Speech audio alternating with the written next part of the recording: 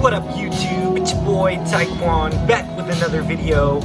Today we have the Hangang remix by Hoodie and Bronze on AOMG. And if you guys didn't watch my last video on the plant unboxing from Walmart, make sure you do and subscribe and hit that like button. I did have a chance to kind of peel some things back, and I wanted to show you if you guys are interested in like this kind of content. So these are all the plants that, or most of them I purchased from Walmart and got yesterday. And so I washed them off and I did my best to take off as much of this stuff as I could. If you guys have never seen or got the aquatic plants, they come into little pots, and these are usually the easiest way, but you know, their root systems are grown and developed in these things, which you know, really hold the roots well. But I hate it in my aquarium because these things just float around and the filters don't get them and they're just always around. So I try to take off as much as I can, and I wanted to show you guys kind of the root system of all of these different plants and kind of what they are, as well as a few that I don't know, so maybe you guys can help me identify them because I lost their tags and I don't remember. Like some plants I just buy because they look cool, and other plants I buy, you know, specifically because of you know, genus or species, or you know, I want that specific look in my tank. So you know, starting off with the background plants back here, and just a heads up, you know, Hulk decided to join Thor because he said green plant good, I think, or something along those lines. But this guy right here, this is the red flame sword, and one thing that's important with these guys when you start looking at them is not only their root system, you know, it kind of helps you understand how they grow, but also you kind of want to see and put it up in the air, like straight up, and see, you know, what position in your tank is going to be the best, because most of my tanks have you know, some sort of a flow or current where I made the mistake of pretty much destroying one of my plants in here. You see the one back there. Now he's growing, if you see at the very center, he's growing again, and I got him planted in really well in just a beautiful planted substrate that, you know, plants just really do well in.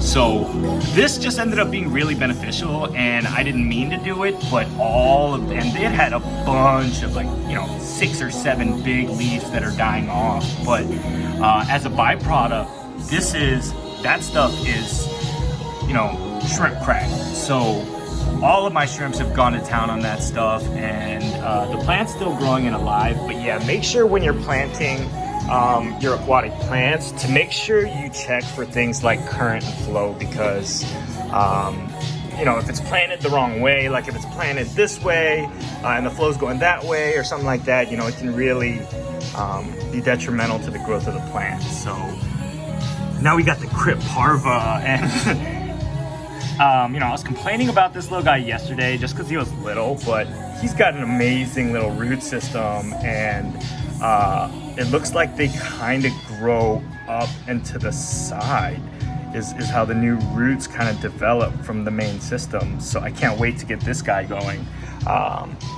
This one's just so interesting. I still don't know, and this is the cardinal plant, or the Lobelia cardinalis, and I still don't know which way the leaves are supposed to grow, or, you know, it's, I guess the main root is down like this, and then you see here by my index finger, I guess they kind of grow off the side and maybe horizontally.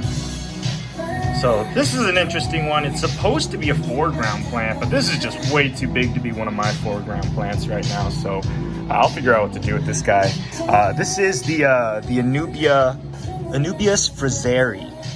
I'm not sure really what exactly the Friseri is, but these leaves are much taller and longer and narrow and thinner as an Anubia. This one still kind of has patterning like a coffee folia though, or maybe the patterning of the leaves is what determines if they're Anubias or not. But this one's root system is just, and if you guys, Anubias are some of my favorites because their base and bulb and foundation is just so strong.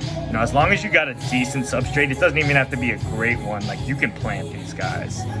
Like, I was able to plant that stuff in like big gravel rock, like just like the big pebbles in there, not the sand or the smaller pebbles or anything. So,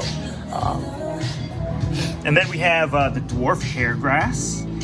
And I was telling you yesterday that I'm not sure what to do with this guy, but I think I have an idea because I threw some of the residuals into my peace tank, and I wanted to initially just keep the peace tank just free of any aquatic plants, but now that I see those guys and the light reflecting them, I may just plant this entire thing with dwarf hairgrass just throughout.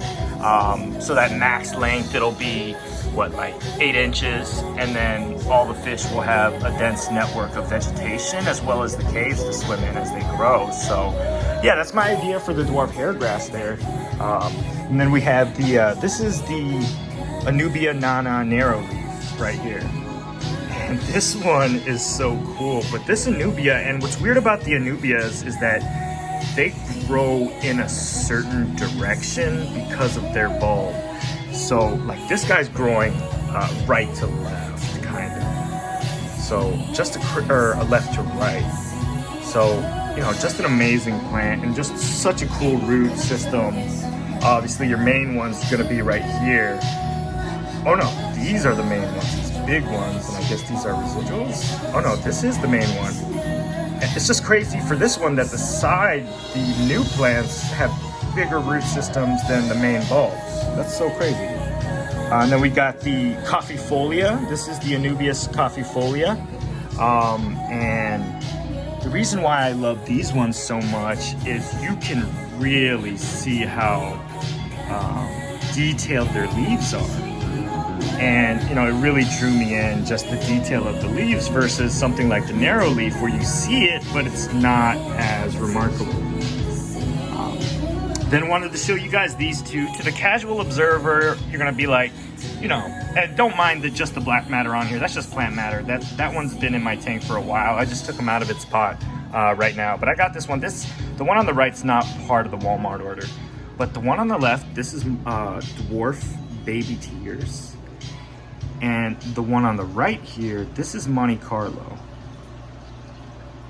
So, like I said, to the casual viewer, you're not gonna be able to tell. But if you can see with the Dwarf Baby Tears, they kind of grow leaf to leaf as they grow up and around.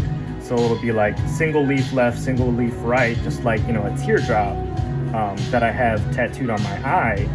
I'm just kidding, I don't have a tattoo of a teardrop on my eye, but and then this guy, the Monte Carlo, his growth is gonna be more in, like the leaves will grow in pairs of 2 or 4 coming up rather than the singular eye drop of the Dwarf Baby Tears. So you can pull, and I just wanna show you the root system here as well. So with the Dwarf Baby Tears, it looks like they're just, like you could pull this all apart. People purchase mats of this stuff, and I'd recommend if you have something like this, really small, just like 1 pot of it to keep it together. Don't try and spread it out within your tank because everything's gonna float up and it's just, you're gonna clog your filter. So keep things this small together. You know, if you get bigger kind of patches and carpets of it, then yeah, I'd say break it up. But anything, you know, this size or smaller, I'd keep it together. And same with the Monte Carlo. So look how the Monte Carlo is different than the Baby Tears. The Baby Tears looks like straight up just individual root system per each plant. And, you know, typically you can pull most of these apart, whereas you'll still be able to pull them apart here, but this one has just, look at that base network root system. You know, this one has been growing for a couple more weeks than the other ones, but maybe that's the way that they all grow, but you know, that's really cool. And then these two, if you guys can help me identify them, they're some of the coolest long plants that you can see in aquatic gardening. This one is, I mean, it's not really healthy right now because I put them in my baby Mbuna and the current was just too strong. So whenever you see a plant and its roots aren't just extensive and you know, long, it's, you know, it's not gonna, I mean, it's green, but it's not in the best shape right now. So I can't wait to get this guy planted, and you guys let me know if you can recognize what this is, common name or, you know, genus and species. And then also this one. This one's a lot more delicate though. I would classify this one as more of an intermediate to advanced aquatic gardening plant. So if you guys know what this one is, let me know. But it's really, really delicate right now. This one you cannot have much current at all. So as I plant these into their new tanks, I will update you. Like I said, I'm gonna throw it in the peace tank. I'm gonna throw it in the shrimp breeder. And I also might throw some in the Fahaka puffer as well. So I hope you liked the video. Make sure you subscribe, hit that like button, and comment down below. Peace out.